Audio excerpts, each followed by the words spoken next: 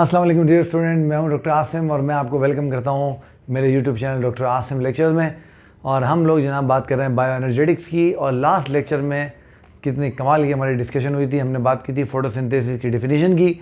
हमने समझा था कि फोटोसिंथेसिस के रॉ मटेरियल्स क्या होते हैं। फिर हमने इंडिविजुअली एक एक रॉ मटेरियल को एनालाइज किया था और हमने देखा था कि वो रॉ मटेरियल फोटोसिंथेसिस के प्रोसेस में क्या काम कर रहे हैं। आज के इस लेक्चर में हमें दो काम करने हैं। नंबर 1, आज मैं आपको स्ट्रक्चर समझाऊंगा क्लोरोप्लास्ट का।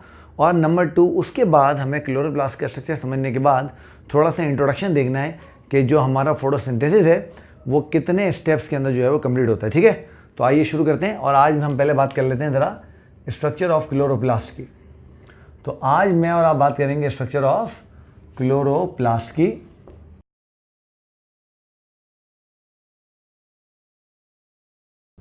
ठीक है, जब आप क्लोरोप्लास्ट का स्ट्रक्चर देखते हैं तो आपको पता है कि chloroplast is A double membrane bounded structure. It's A double membrane bounded structure. ये एक डबल मेम्ब्रेन बाउंडेड स्ट्रक्चर है।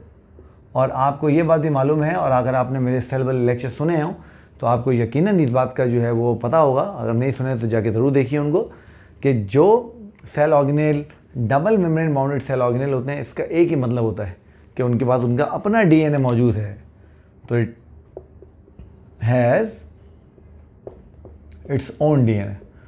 तो इसके पास इसका अपना डीएनए मॉलिक्यूल मौजूद है। ठीक है, जब हम इनको देखते हैं तो ये हमें मिलते हैं कहाँ? They are found in plant and algae. तो they are found in plants and algae. तो ये हमें प्लांट्स में भी मिलते हैं और ये हमें एल्गी के अंदर भी मिलते हैं। ठीक है, अगर हम क्लोरोप्लास्ट के स्ट्रक्चर को देखें तो क्लोरोप्लास्ट हमें कुछ इस तरह से जो है वो नज़र आते हैं। तो ये समझिए क्लोरोप्लास्ट का मैंने आपके सामने, चले मैं थोड़ा सा और बड़ा कर लेता हूँ। तो ये मैंने आपके सामने क्लोरोप्लास्ट का एक स्ट्रक्चर बना लिया है। ये मैंने इसको यहाँ पर और बड़ा कर लिया। ठीक, ये आपको क्लोरोप्लास्ट की सिंगल मेम्ब्रेन नज़र आ रही है। और आपको मैंने बताया chloroplast double membrane bounded structure है, तो इसकी एक मेम्ब्रेन हमें और नज़र आ रही होगी। ये समझिए हम इसको कट करके, इसको काट करके यहाँ से देख रहे हैं। ठीक है, ये हम इसको कट करके और काट के यहाँ से देख रहे हैं, इसका सेक्शन देख रहे हैं। ठीक हो गया जनाब अली। जब हम बात करते हैं क्लोरोप्लास्ट की तो हमें पता लगता है कि जो क्लोरोप्लास्ट है इसके अंदर जैसे ही हम इसको काट के इसके अंदर देखेंगे, हमें इसमें एक बहुत ही रिमार्केबल स्ट्रक्चर नज़र आएगा। और वो रिमार्केबल स्ट्रक्चर ऐसे होंगे जैसे बहुत सारी प्लेट्स, बहुत सारी डिस्क्स एक के ऊपर एक रखी हुई उस तरह से। ये बहुत सारी डिस्क एक के ऊपर एक रखी हुई उस तरह से। ठीक हो गया, तो इस तरह से हमें बहुत सारे ये जो है स्ट्रक्चर नज़र आएंगे। ठीक, इस तरह ये हमें बहुत सारे स्ट्रक्चर नज़र आएंगे जैसे डिस्क एक के ऊपर एक करके रखी हुई हों। और ये जो डिस्क होती हैं ये क्या होती हैं, अभी मैं आपको समझाता हूँ और अभी मैं आपको बताता हूँ कि ये क्या चीज़ है। ठीक है जी, तो एक तो हमें इस तरह का रिमार्केबल स्ट्रक्चर उसके अंदर नज़र आएगा। इसके साथ ही चूँकि इसका अपना डीएनए मौजूद है, तो यहाँ कहीं साइड में चुपचाप से इसका अपना डीएनए भी जो है वो मौजूद होगा। ठीक है, अच्छा अब याद कर लीजिए कि ये जो प्लेट के स्टॉक की तरह का एक स्ट्रक्चर है, इस स्ट्रक्चर को हम नाम देते हैं ग्रेनम का, ग्रेनम। और अगर ये एक से ज़्यादा हो, जैसे यहाँ मैंने 3 बनाए, तो इसको हम नाम देते हैं ग्रेना का। तो इसका जो प्लूरल होगा, इसके प्लूरल को हम कहेंगे ग्रेना। इसको हम क्या बोलेंगे बेटे? इसको हम बोलेंगे ग्रेना। ठीक हो गया। अच्छा, अब याद रखिएगा कि ये जो होते हैं ये आपस में कनेक्टेड भी होते हैं, ये आपस में जुड़े हुए भी होते हैं। ठीक है, ये आपस में मिले हुए भी होते हैं, जुड़े हुए भी होते हैं। ठीक, अच्छा याद रखें कि हमें जब इस ग्रेना के स्ट्रक्चर को एलैबोरेट करने का मौका मिलता है और हम इसको बड़ा करते हैं, ये मैं इस एक ग्रेना को जो है बाहर निकाल लेता हूँ, तो ये हमें इस तरह से इसके ऊपर हमें बहुत सारे डिस्क होंगे जो एक के ऊपर एक रखे हुए नजर आएंगे। और ये मेम्ब्रेनस डिस्क होंगे, मेम्ब्रेनस सैक की तरह के बने हुए डिस्क होंगे। इस तरह से डिस्क बने हुए होंगे बहुत सारे। ये मैं कोई बना लेता हूँ ताकि आपको समझ आए कि हम बात क्या कर रहे हैं। तो ये मैंने ग्रेना को ये मैंने एक ग्रेनम को बाहर निकाल लिया। और आप देख रहे हो बेसिकली ये जो ग्रेनम है ये बहुत सारी डिस्क से मिलकर बना हुआ है। और ये जो एक सिंगल डिस्क है इस कॉल्ड थाइलेकोइड मेम्ब्रेन। इसको हम जो है वो थाइलेकोइड स्ट्रक्चर कहते हैं। तो इट्स ए थाइलेकोइड स्ट्रक्चर या इट्स ए थाइलेकोइड, आप इसको सिर्फ थाइलेकोइड भी कह सकते हो। ठीक है, तो पता ही चला कि क्लोरोप्लास्ट के अंदर हमें क्या नज़र आता है। तो inside the chloroplast, inside the chloroplast we will find grana और मैं आपको पहले बता चुका हूँ जो ग्रेना है वो प्लूरल है ग्रेनम का, और जो ग्रेना है, ये जो ग्रेनम है, granum is a collection of, it is a collection of thylakoid membrane, it's a collection of thylakoid. चलिए थाइलेकोइड लिख लेते हैं। ऑलराइट, ये बात समझ आ गई आप लोगों को। अच्छा, अब देखिए, अब जब हम देखते हैं तो हमें ये जो थाइलेकोइड है ये ग्रेना की सूरत में पाइल अप तो नज़र आते हैं, मगर हमें कभी कभी इंडिविजुअल एक एक दो की सूरत में रखे हुए भी क्लोरोप्लास्ट के अंदर नज़र आ सकते हैं, इस तरह से जो ग्रेना का पार्ट नहीं होंगे, इस तरीके से हमें रखे हुए भी नज़र आ सकते हैं। तो ये बात भी आपने ध्यान में रखनी कि लाजमी नहीं है कि हमें थाइलेकोइड सिर्फ ग्रेना के फॉर्म में मिले, ये हमें इंडिपेंडेंटली भी मिल सकते हैं। तो जो थाइलेकोइड है, थाइलेकोइड में pile up and form grana, granum, और में फाइंड एज सिंगल यूनिट, और ये हमें सिंगल यूनिट के तौर पर भी मिल सकते हैं। तो ये बात आपने ध्यान में रखनी है, ठीक है, ओके। अच्छा, अब जब हम जाएंगे ग्रेना के बाद और हम देखेंगे तो आपको क्लियर नज़र आ रहा है, ये तो हमने इसका डीएनए बना लिया, ये इसका डीएनए है। तो आप समझ रहे हो कि अगर ये डीएनए है तो it will be A self replicating organelle. और इसके बाहर ये जो आपको खाली जगह नज़र आ रही है बहुत सारी, बेसिकली ये जगह खाली नहीं है, यहाँ पर एक फ्लूइड फील्ड स्पेस है, और ये जो सारा का सारा एरिया आपको नज़र आ रहा है, यहाँ पर ये फ्लूइड भरा हुआ होगा, जिसको मैं ब्लू मार्कर से इस तरीके से थोड़ा सा फिलअप करने की कोशिश करता हूँ ताकि आप समझेंगे यहाँ पर ये फ्लूइड जो है वो फिलअप हुआ हुआ होगा। और ये जो फ्लूइड जो यहाँ पर फिलअप हुआ हुआ हमें नज़र आ रहा है, इस फ्लूइड को हम नाम देते हैं स्ट्रोमा का। किसका नाम देते हैं बच्चों? इसको हम नाम दे देते हैं स्ट्रोमा का। तो stroma is a enzymatic fluid. Stroma जो है इट्स ए एंजाइमेटिक फ्लूइड, यानी ये क्या था, फ्लूइड है जिसके अंदर बहुत सारा एंजाइम जो है वो भरा हुआ है, ठीक है। अच्छा, अब हम चलते हैं और ज़रा एक थाइलेकोइड के स्ट्रक्चर को थोड़ा फर्दर एलेबरेट करके देखते हैं और समझने की कोशिश करते हैं कि उसके अंदर हमें क्या क्या नज़र आ रहा है, ठीक है। अच्छा, एकदम मैंने रियलाइज़ किया कि मैं अगर थाइलेकोइड के स्ट्रक्चर की आपकी बात आपसे लाइट रिएक्शन के साथ करूँ तो ज़्यादा बेहतर है, क्योंकि थाइलेकोइड के अंदर सारा लाइट रिएक्शन वाला मामला हो रहा है। तो ऐसा करेंगे, जब हम लाइट रिएक्शन को डिटेल में स्टडी करेंगे तो मैं आपको साथ ही जो है थाइलेकोइड का स्ट्रक्चर भी जो है यहाँ पर बता दूँगा, ठीक है। चलिए, तो हम बात करते हैं किसकी, हम बात करते हैं, अब हम ज़रा बात करते हैं फोटोसिंथेसिस के डिफरेंट रिएक्शंस की, कि फोटोसिंथेसिस कितने पार्ट्स के अंदर कंप्लीट होती है, ठीक हो गया जी। चलिए, तो हम ज़रा बात कर लेते हैं फेजेस ऑफ फोटोसिंथेसिस की, ठीक।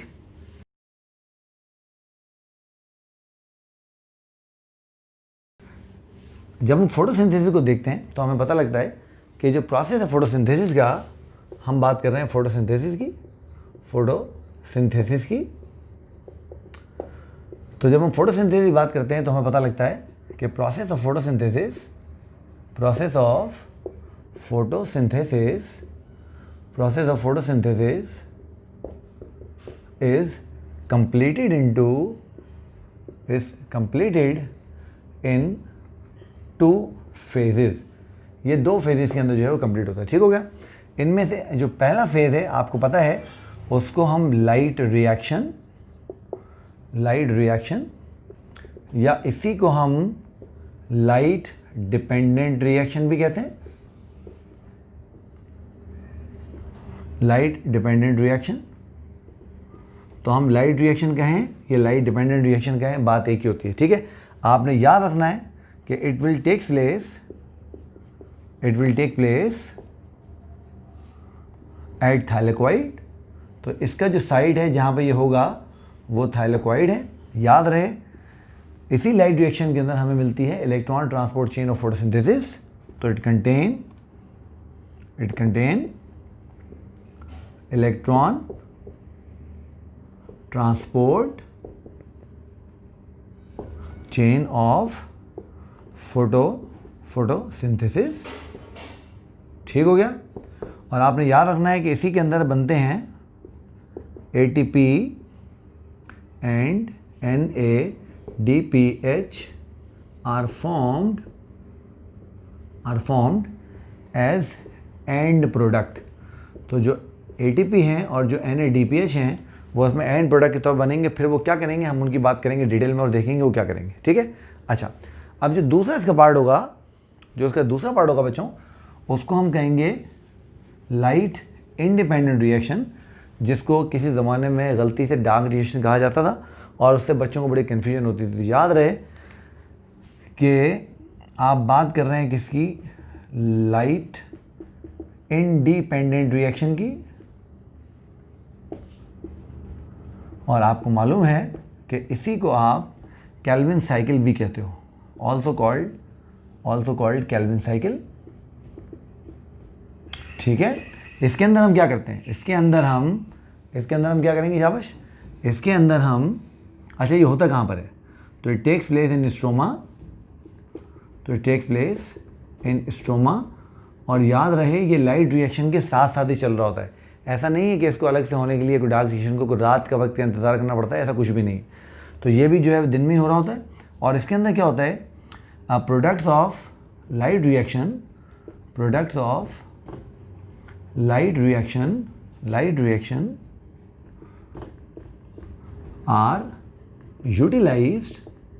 Are utilised to form glucose. और आपको पता है लाइट रिएक्शन के प्रोडक्ट कौन कौन से हैं, अभी मैंने आपको बताया लाइट रिएक्शन के 2 प्रोडक्ट हैं, एक ATP है और दूसरा NADPH है। तो इन दोनों को इस्तेमाल किया जाएगा और इन दोनों को इस्तेमाल करके इससे जो है वो ग्लूकोज को बनाया जाएगा। ठीक है, अब हम चलते हैं थोड़ा सा थायलाकोइड के स्ट्रक्चर की बात करते हैं और देखते हैं कि उसमें कौन सी चीज़ हमें कहाँ मिलेगी। तो आइए उसको ज़रा देख लेते हैं।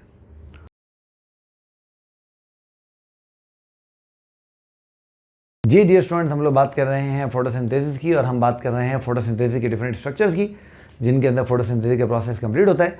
और अब मैं आपसे बात करूंगा ग्रेना को बनाने वाले थायलाकोइड मेम्ब्रेन के और थायलाकोइड स्पेस के बारे में। ठीक है, तो अगर मैं इसमें से एक थायलाकोइड को बाहर निकाल लूँ, तो ये जो एक थायलाकोइड है, ये इसका डायग्राम हमारे पास कुछ इस तरह से जो है वो बनता है। ठीक है, तो मैं एक डायग्राम आपके सामने बना लेता हूँ और उसके बाद हम इस डायग्राम को लेबल करेंगे, फिर इसके अंदर क्या हो रहा है, कैसे हो रहा है, वो सब हम बात करेंगे बाद में। ठीक हो गया जी। अच्छा, अब जब आप इस थायलाकोइड को देख रहे हो तो आपको क्लियर नज़र आ रहा है कि इसका ये वाला जो रीजन है, ये वाला रीजन ये कंप्रेस्ड है, प्रेस्ड है, दबा हुआ है एज़ कम्पेयर टू इस रीजन के मुकाबले में।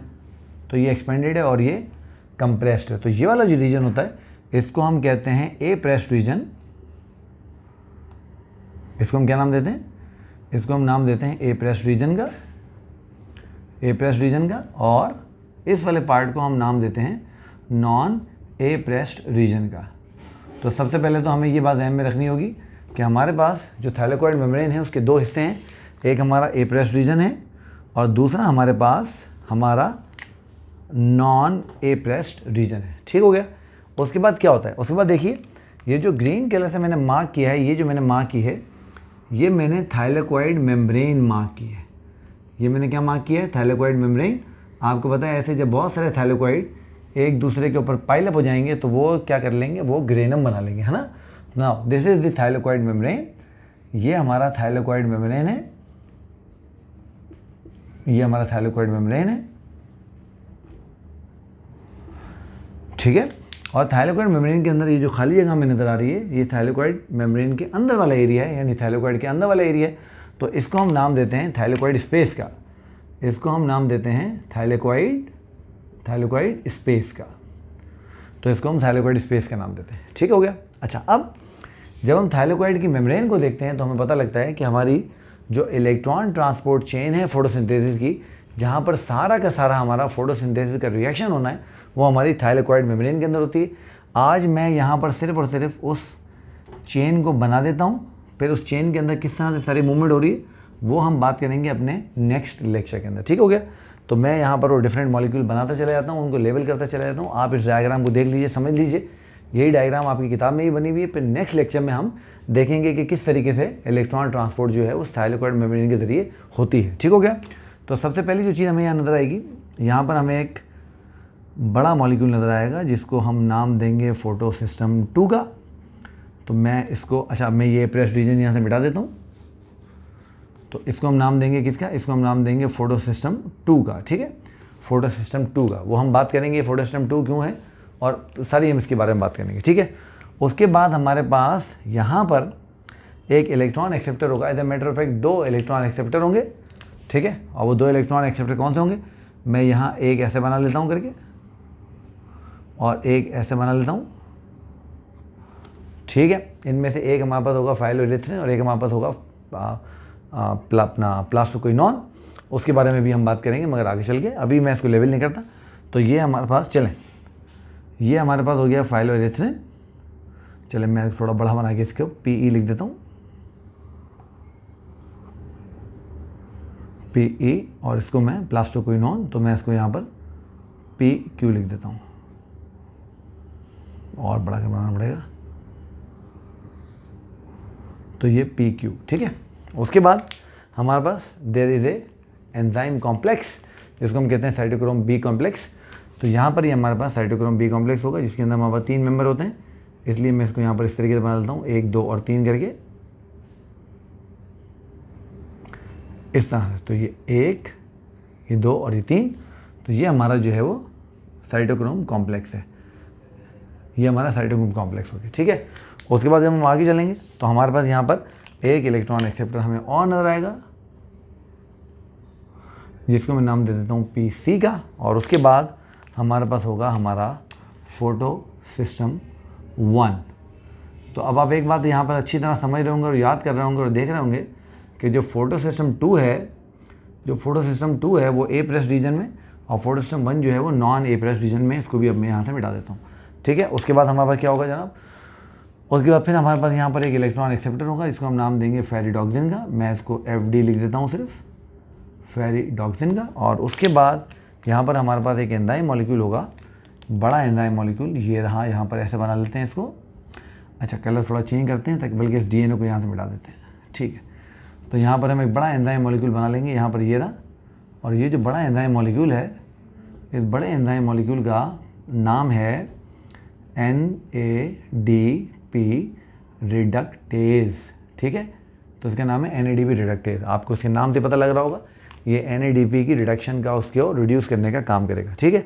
एक और चीज़ जो आज की इस डायग्राम में आपने ध्यान में रखनी है और याद रखनी है, वो एक बहुत ही मार्वलस प्रोटीन है, जो कि इसके नॉन एप्रेस पार्ट पे ही होगी, इस जगह पर ही होगी। और इसको हम नाम देंगे ATP सिंथेस का, ठीक है। इसके नाम से पता लग रहा है कि ये ATP बनाता होगा। तो अब आप देख रहे हो, इस तरीके से हमने थाइलेकोइड के स्ट्रक्चर को समझा, और आपने देखा किस तरह से इस थाइलेकोइड के स्ट्रक्चर पे आपको ये एक पूरी चेन नज़र आ रही है, जहाँ से इलेक्ट्रॉन पास होता हुआ जाएगा। और वो पास होता हुआ जब जाएगा तो क्या करेगा, ये हम बात करेंगे कब, जब हम बात करेंगे लाइट रिएक्शन और फोटोसिंथेसिस की। तो आज आप अगर इस डायग्राम को समझ गए और क्लोरोप्लास्ट के स्ट्रक्चर को समझ गए, तो ये समझिए आपने आज का जो है काम वो पूरा कर लिया, ठीक है बेटा।